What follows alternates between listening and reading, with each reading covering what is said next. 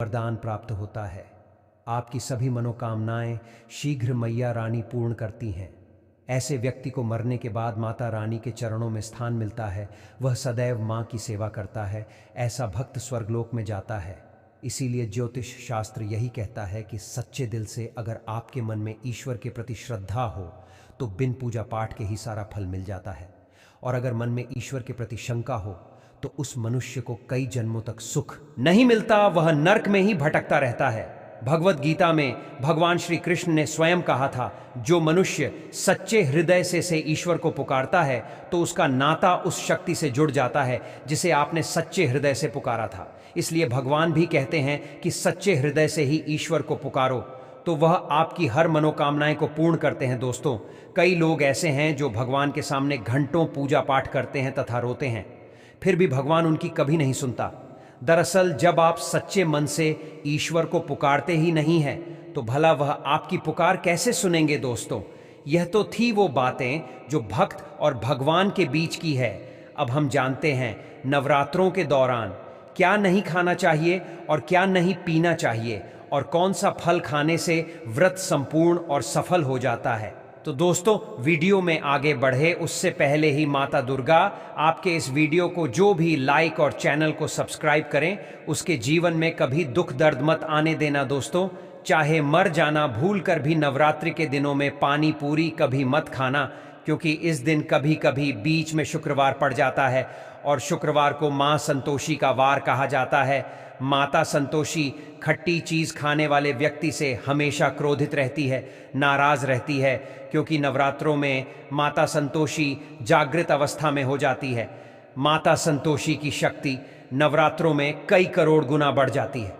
नवरात्रों में जब शुक्रवार पड़ जाए तो इमली नहीं खाना चाहिए। माता संतोषी नाराज हो सकती है, आपको दंड दे सकती है। नींबू नहीं खाना चाहिए।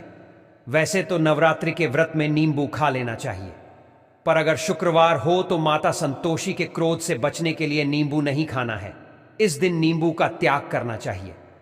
दोस्तों, पानी पूरी क्यों नहीं खाना चाहिए? क्योंकि उसमें लहसुन प्याज होता है और खट्टा भी होता है, जो व्रत को भंग कर सकता है, पाप लग सकता है। ध्यानपूर्वक अगर आप शुक्रवार को खट्टा नहीं खाते हैं तो माता संतोषी आपको धन धान्य से मालामाल कर देती है, आपके घर में अपना वास बना लेती है। बस शुक्रवार के दिन, नवरात्रों के दिनों में इस चीज का त्याग करना चाहिए, पालन करना चाहिए। नवरात्रों में लहसुन प्याज और खट्टा नहीं खाना चाहिए।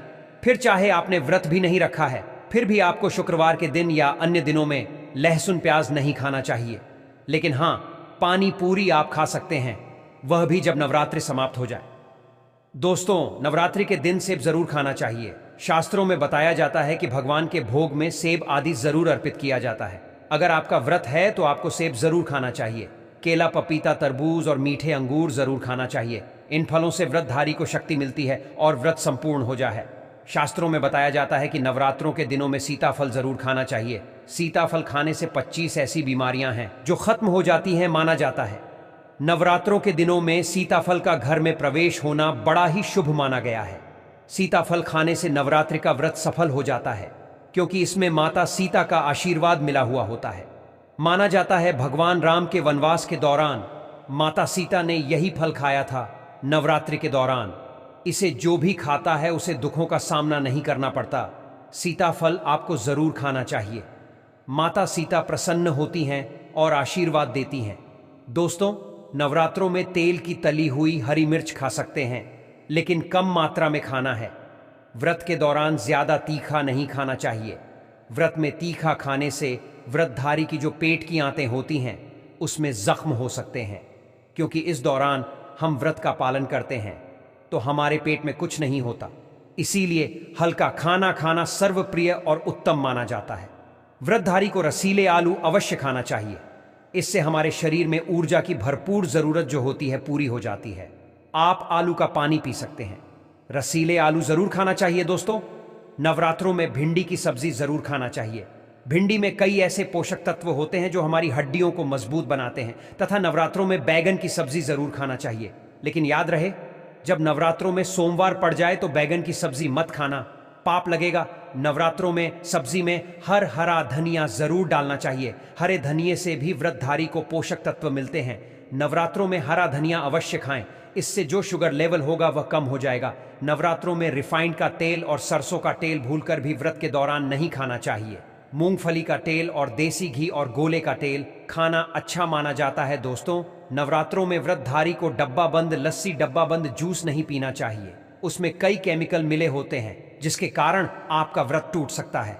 जब भी आप फलों का जूस पिएं तो याद रखें उसमें नमक न डालें, नहीं तो व्रत टूट जाएगा। साथ ही साथ जूस में बर्फ भी नहीं डालना चाहिए। फलों का सादा जूस पीने से व्रत सफल होता है। दोस्तों, नवरात्रि के दौरान सिंघाड़े का आटा या कुट्टू का आटा खाने से पहले यह देख लें कि आटा पुराना नहीं होना चाहिए, क्योंकि पुराने आटे में कीड़े वगैरह पड़ जाते हैं जिसके कारण आपका व्रत टूट सकता है, क्योंकि यह छोटे छोटे कीड़े हमें दिखाई नहीं देते और आपके मुंह तक पहुंच जाते हैं। ऐसा आटा खाना मतलब कीड़े मकोड़ों का मांस खाने के बराबर माना गया है। दोस्तों, नवरात्रि के दौरान आप शाम के समय खाने में दही ले सकते हैं, आलू वगैरह खा सकते हैं, आलू के चिप्स खा सकते हैं, साबूदाने की टिकिया बनाकर खा सकते हैं, साबूदाने की खिचड़ी खा सकते हैं, आलू के पापड़ भी खा सकते हैं।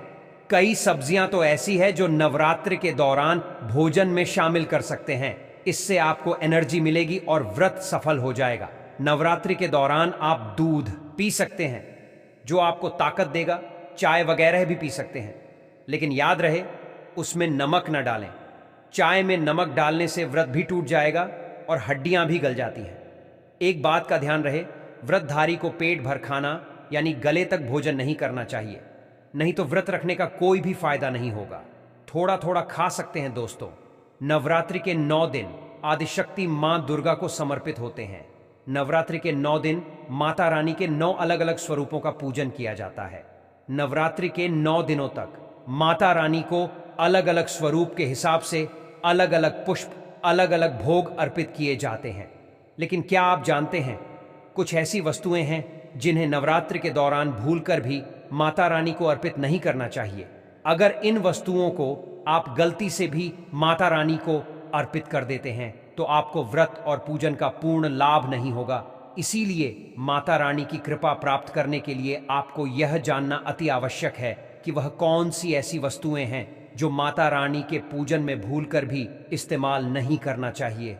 तो आइए मां का जयकारा लगाते हुए वीडियो को शुरू करते हैं। दोस्तों, नंबर 1, नवरात्रि के दौरान शादीशुदा महिलाओं को सफेद कपड़े पहनकर पूजा पाठ नहीं करना चाहिए।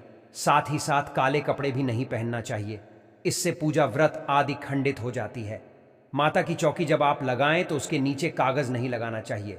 माता की चौकी हमेशा लाल कपड़ा बिछाकर ही बनाना चाहिए। हमेशा याद रहे, नवरात्रों के इन 9 दिनों तक व्रतधारी को अपना आसन मां की चौकी के आगे ही लगाना चाहिए और वहीं पर आपको सोना चाहिए।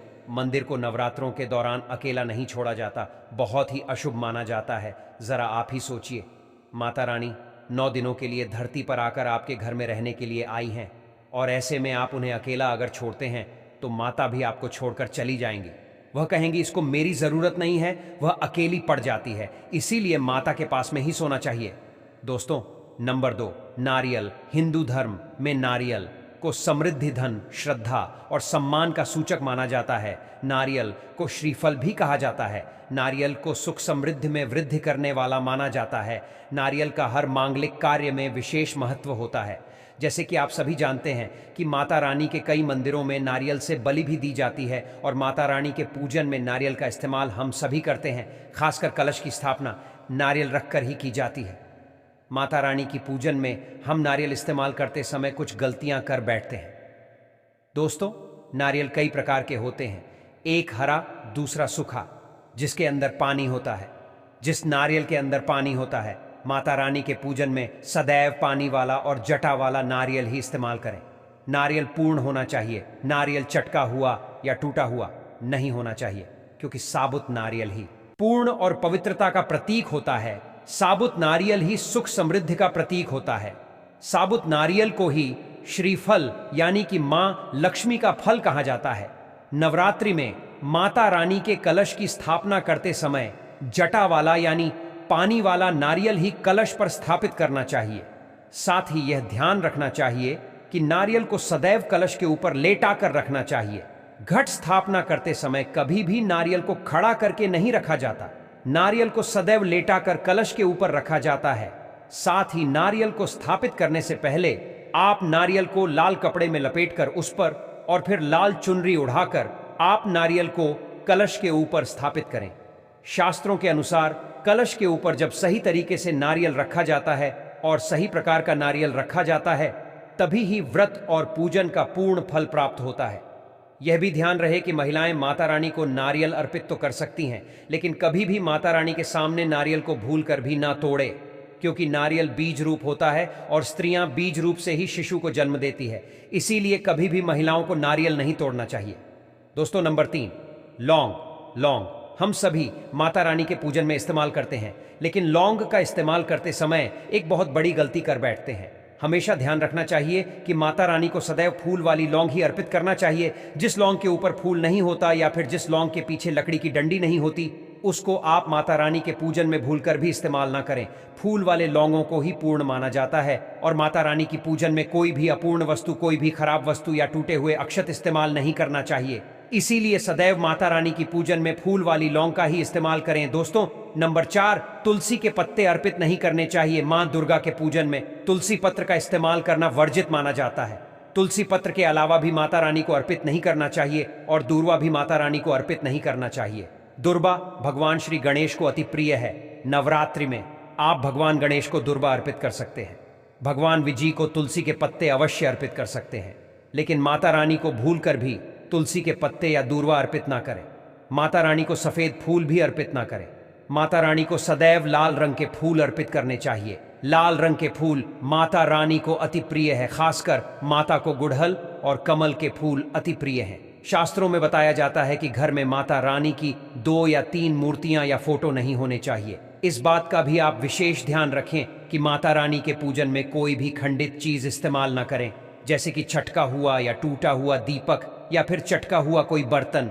साथ ही ये भी ध्यान रहे कि लोहे की और प्लास्टिक के बर्तन आप माता रानी के पूजन में इस्तेमाल ना करें, क्योंकि प्लास्टिक के चाइनीज बर्तन हड्डियों के पाउडर से मिलकर बनते हैं। ऐसा ना करें। ऐसे बर्तनों को माता रानी के पूजन से सदैव दूर रखें। माता रानी को जो पुष्प अर्पित कर रहे हैं, उन्हें सूंघे नहीं सूंघे हुए फूल या गिरे हुए फूल या फिर मुरझाए हुए फूल माता को अर्पित ना करें। साथ ही साथ दोस्तों, व्रत रखने वालों को दाढ़ी, मूंछ और बाल नहीं कटवाने चाहिए। 9 दिनों तक नाखून नहीं काटने चाहिए। अगर अखंड ज्योति जला रहे हैं तो इन दिनों घर खाली छोड़कर नहीं जाएं। साथ ही साथ खाने में प्याज, लहसुन और नॉन-वेज न खाएं। 9 दिन का व्रत रखने वालों को गंदे और बिना धुले कपड़े नहीं पहनने चाहिए। साथ ही साथ व्रत रखने वाले लोगों को बेल्ट, चप्पल, जूते, बैग जैसी चमड़े की चीजों का इस्तेमाल नहीं करना चाहिए। साथ ही साथ फलाहार एक ही जगह पर बैठकर ग्रहण करें। नवरात्रि के 9 दिन माता दुर्गा की भक्ति करने के दिन होते हैं।